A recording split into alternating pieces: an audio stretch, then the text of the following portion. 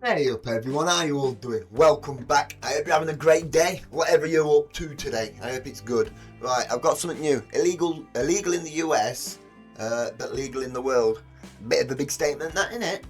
The world's a big place, so that'll vary from country to country, I imagine. Whatever it is illegal in the US. But what? Illegal in the US, that's not illegal here. In some places, I know in like New York or whatever, you can't cross the road, can you? Without a proper crossing, zebra crossing or whatever you call crosswalk. That's what you guys call it, isn't it? That's about the only thing I can think of.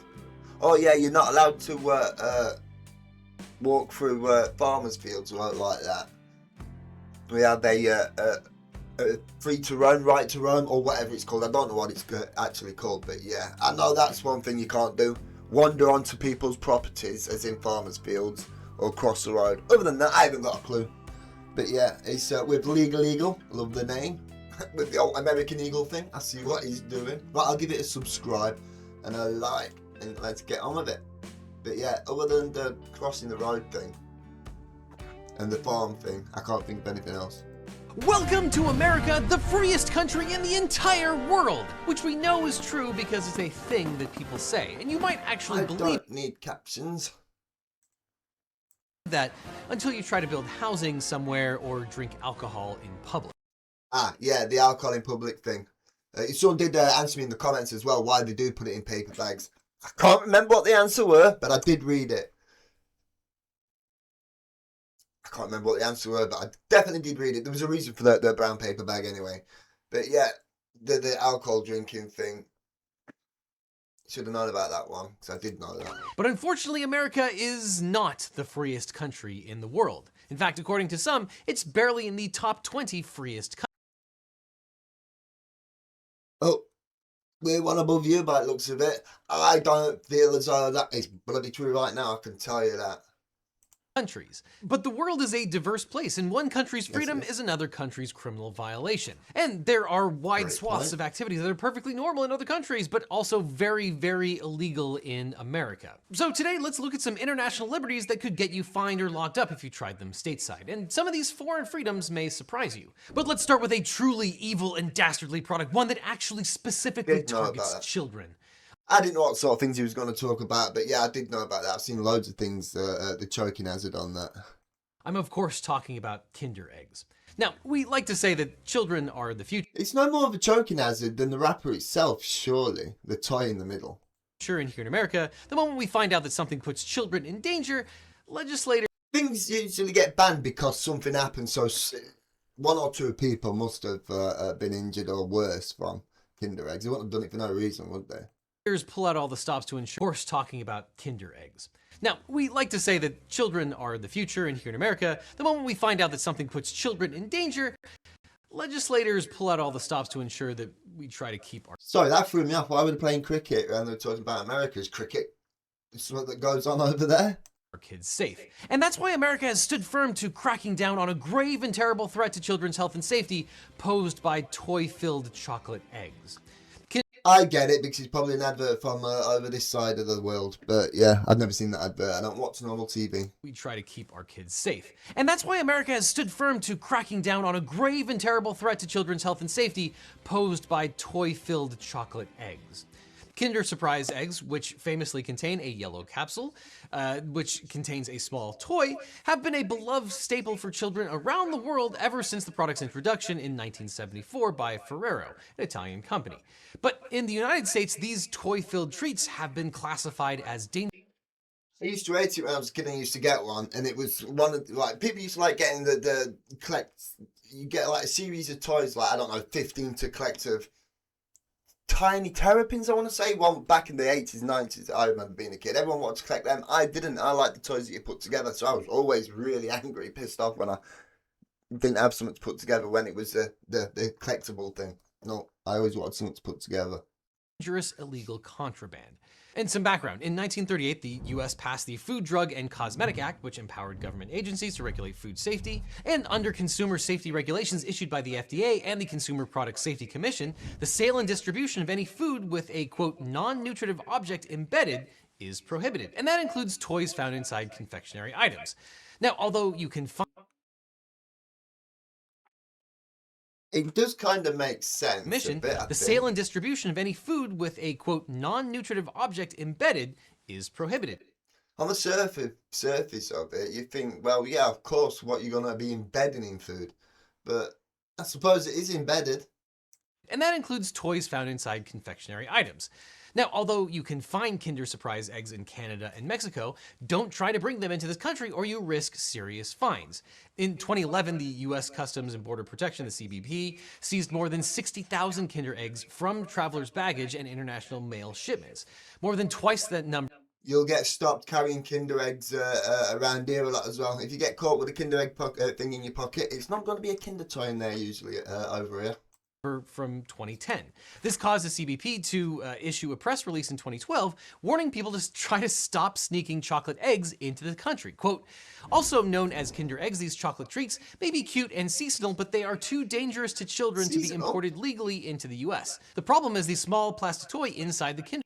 Oh, they're seasonal over there then? What, you want to get them around Easter time or something? They're not here, they're all year round. Egg.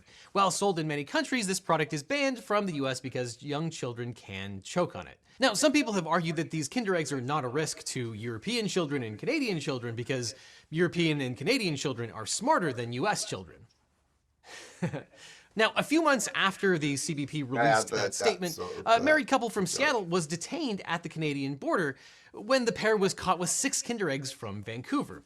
The couple was unaware that they were in possession of illegal ovarian contraband and was even more shocked that each egg carried a penalty of $2,500 per egg. Now, luckily for that couple, they were let off with a warning. But not to worry, American Kinder fans, because in 2018, Ferrero introduced a modified Kinder Joy egg that complies with US regulations. Crucially, I thought they was proper Ferrero Rochers in there, then I loved them. I was going to say, ban the toys here so we can get this too.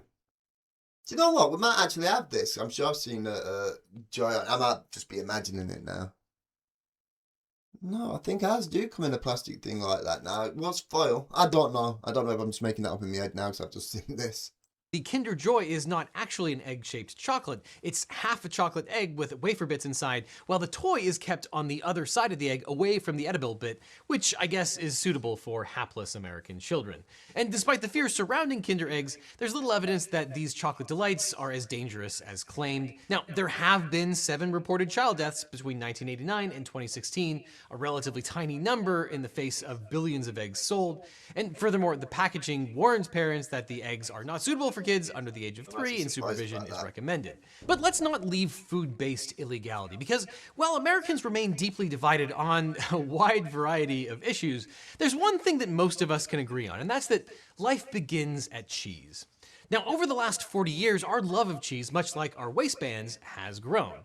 Between 1977 and 2020, we Americans have increased our annual cheese consumption from 16 pounds to 40 pounds every year. And I'm probably responsible for about half of that. So needless to say, we Americans love our cheese, whether it's on pizza, burgers, or in the form of 64 Jesus-infused slices of American cheese. I'm not much of a cheese fan. Red Leicester or good old cheddar. That's about the only cheese I eat. I think like cheese sandwiches or cheese on toast or something. Have you been up all night eating cheese? I think I'm... And I can't do mature cheddar. I can't do cheese that tastes like a farmyard smells. Do you know what I mean? That's why I just stick to mild cheddar and Red Leicester. Blind. But if you're taking a cheese tour of Tastes the like world, cheese without being be cheesy. careful what you bring back to the United States of American cheese. Have you been up all night eating cheese? I think I'm blind. But if you're taking a cheese tour of the world, be careful what he's you bring blind. He back to hasn't the been United eating States, cheese all because night, your has love he? of cheese might just put you in legal jeopardy. You guys enjoying that cheese? It's unpasteurized. It's illegal in this country. In fact, many raw soft cheeses from France, like Bleu de Gex, Roquefort, or Reblochon, I don't know where it comes from, but have you seen that mad stuff where it's actually got maggots in it and they eat the maggots as well with it? It's supposed to be so acidic and that because of all the... Well, you can imagine maggots eat it and dump it out the other end. No, that's mental. I can't remember what it's called. Never seen it in real life. Only seen it on the internet. Continental Europeans, they're crazy, I tell you. Someone's going to tell me it's an English cheese now, aren't they? I don't think it is. are illegal in the United States due to the FDA's strict cheese production regulations. Under these rules, cheeses made with raw, unpasteurized milk is illegal to import or sell in the United States unless it has been aged for at least 60 days. The reasoning is, of course, food safety, namely to minimize the risk of foodborne contagions like Listeria, Salmonella, and E. coli. And after 60 days, the acids and salts in raw milk cheese, coupled with the aging process, begin to naturally kill these types of harmful bacteria. But here's the thing. Anyone who has ever been to France knows that the cheese is so much better there. And it's not just raw cheese. The FDA has also cracked down on certain cheeses just because they contain too many live insects. That's the case with casu marzu, a traditional That's the one I was on about. Why would you? I wouldn't even eat anything like Stilton. The bravest I can go is brie, right? Now and again on a cracker or something. But brie tastes like dairy lee to me. So it's not worth buying. But no, why? If you've ever had this, let me know why. And tell me, actually don't tell me what it tasted like. I imagine it tastes like what it looks like. Sardinian sheep's milk cheese that's intentionally infested. And I didn't even know it was sheep's, that's enough on its own. With live maggots. Casu marzu, which literally means rotten cheese, gets its special flavor from being left to rot out among swarms of fly larvae. And while I'm told this hellish-looking cheese is actually quite delicious, it turns out that eating maggots is actually a tremendous health risk, earning the cheese the nickname the world's most dangerous cheese. And as a result, casu marzu is not only illegal in the US, but in the entire European Union. But here's the thing. Anyone who is earning the cheese the nickname the world's most dangerous cheese. And as a result, casu marzu is not only illegal in the US, but in the entire European Union. But So it's illegal in the EU. Where does it come from then?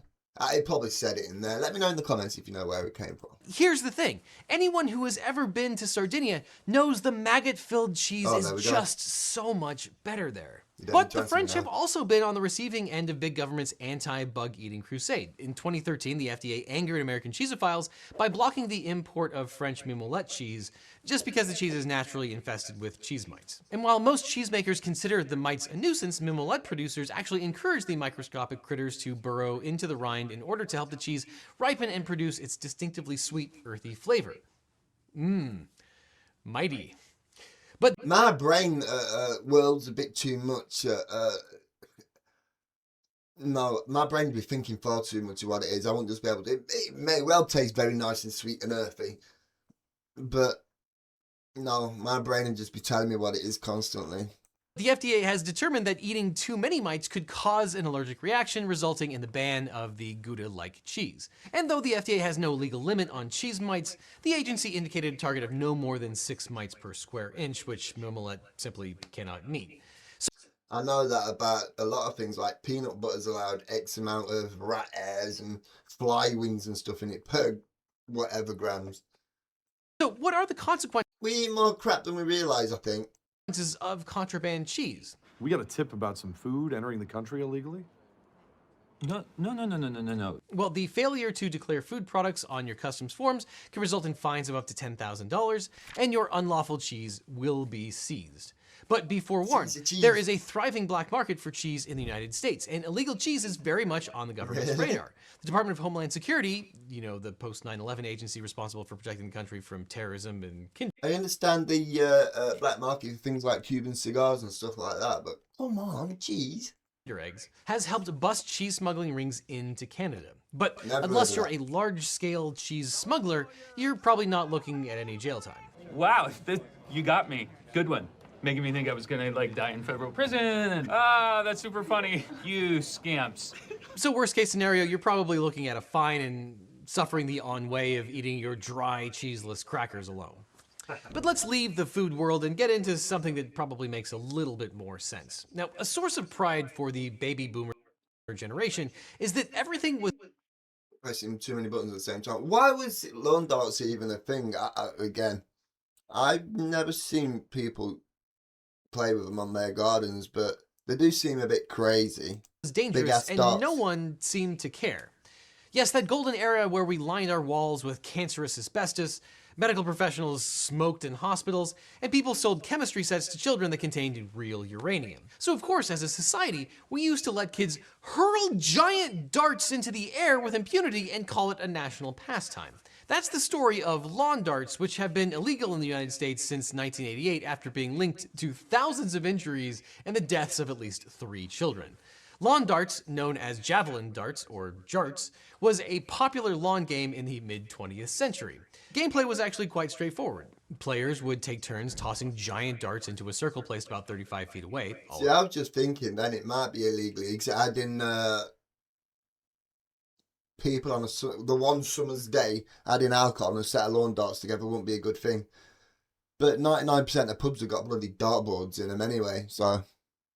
It's more for kids playing them, innit? Actually, no, I bet more adults got out with them by just chucking up in the air and stuff. It's probably going to let us know. Cornhole, but with giant razor century. Gameplay was actually quite straightforward. Players would take turns tossing giant darts into a circle placed about 35 feet away, a cornhole, but with giant razor-sharp darts raining down from the sky instead of soft beanbags.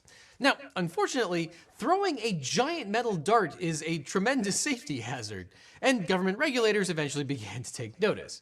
This isn't child's play, according to the Food and Drug Administration. The US's first attempt to outlaw the game was strenuously opposed by jart manufacturers who fought the...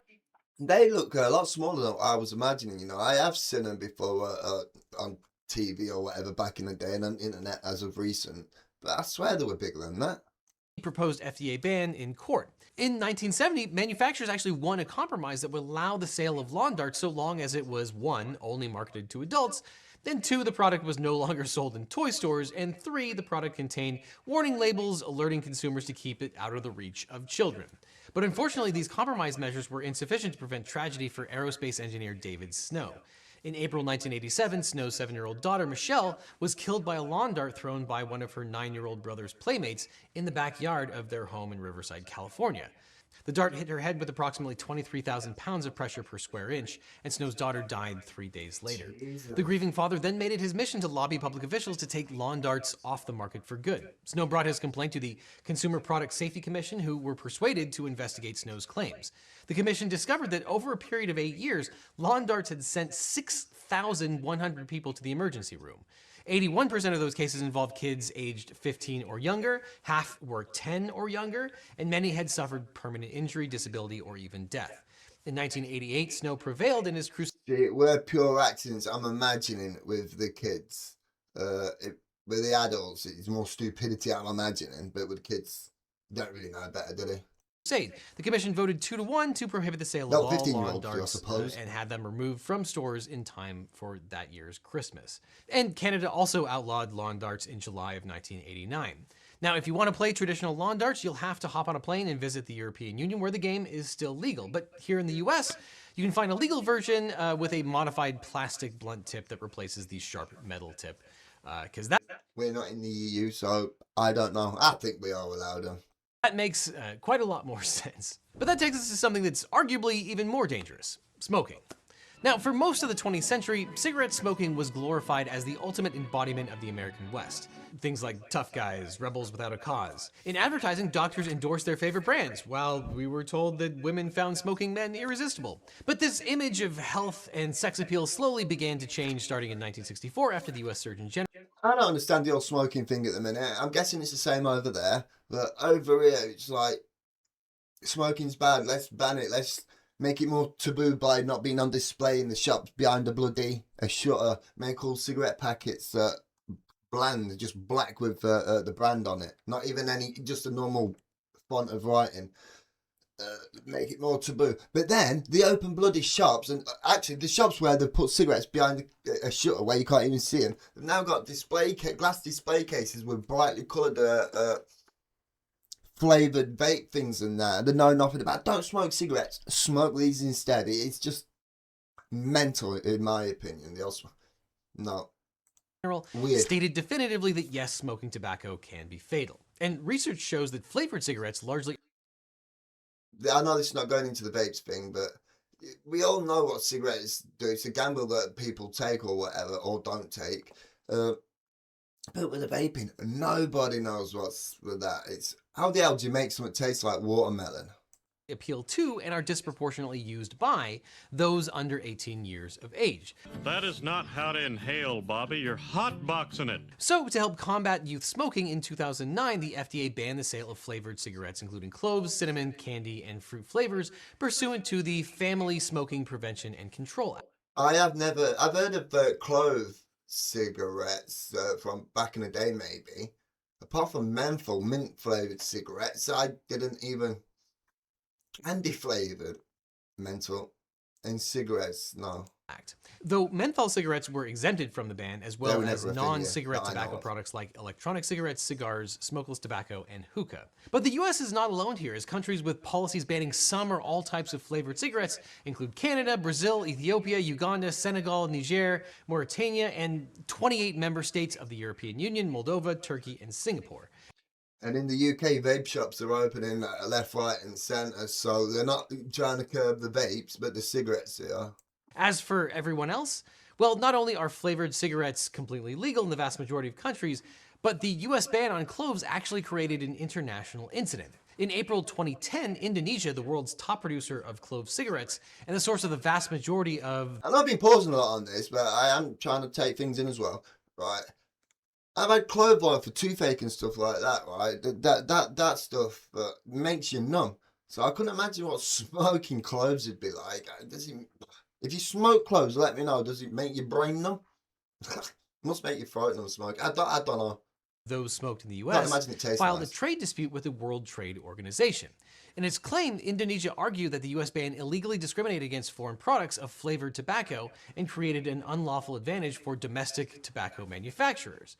In September 2011, the WTO agreed, finding that the ban was indeed discriminatory because it prohibited clove cigarettes while allowing the sale of American menthol cigarettes. The opinion was affirmed on appeal in 2012. This ruling gave Indonesia the right to retaliate until either the US changed its law to comply or the two sides reached a settlement. And in 2014, the two countries reached a final settlement on the issue, ending their dispute. Under the settlement, the US agreed it would not arbitrarily discriminate against certain Indonesian tobacco products and promised to work with Indonesia on other trade issues.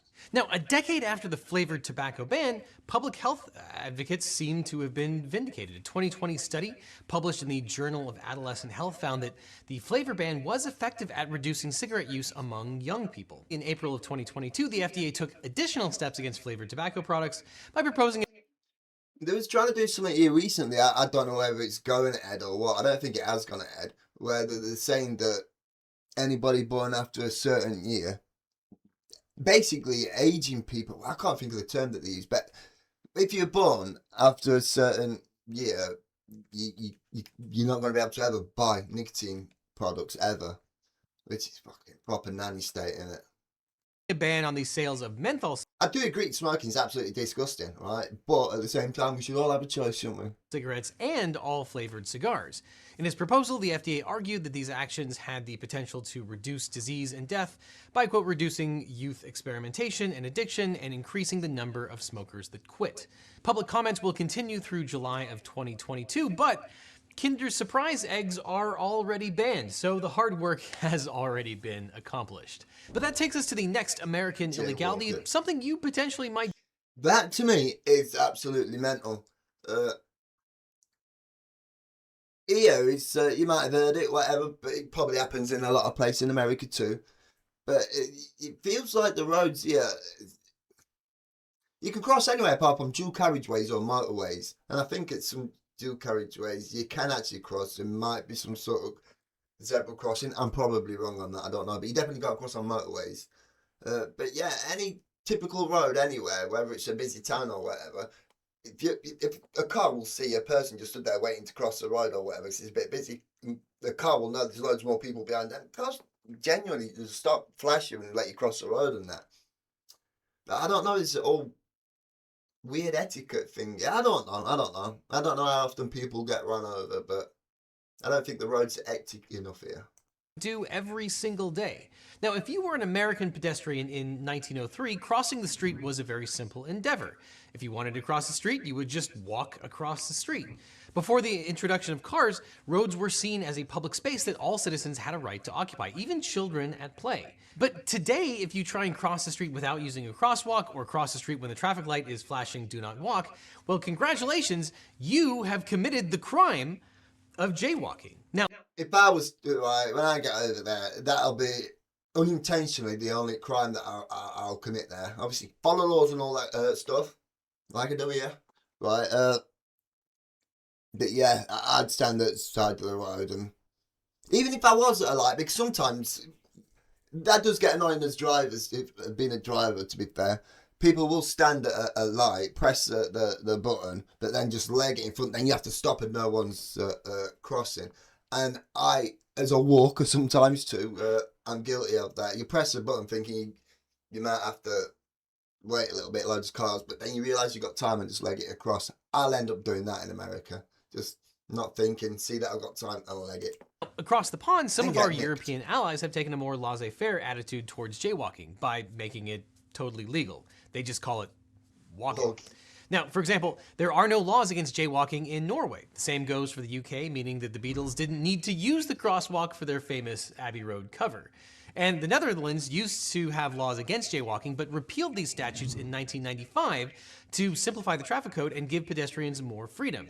In these countries, your right to cross the street freely shall not be infringed. But here in the United States, we've taken a more punitive approach to walking. Now, every year, cities like Los Angeles issue tickets to tens of thousands of pedestrians for jaywalking, which includes fines worth up to $200. But this was not always the case. what happens if you, I can't think of the word, perpetual jaywalker? I think if you constantly did it and constantly get caught doing it, what's the worst? Could you get locked up for it? In fact, ticketing someone for jaywalking is a relatively young concept in the United States. According to University of Virginia historian Peter Norton, the notion of jaywalking, with jay being an early 20th century slur for someone stupid or unsophisticated, was introduced by a group of auto industry aligned groups in the 1920s as part of a The way the world's going with the woke writing and stuff like that, if they've got wind of this, it's calling people stupid. Ban it, ban it.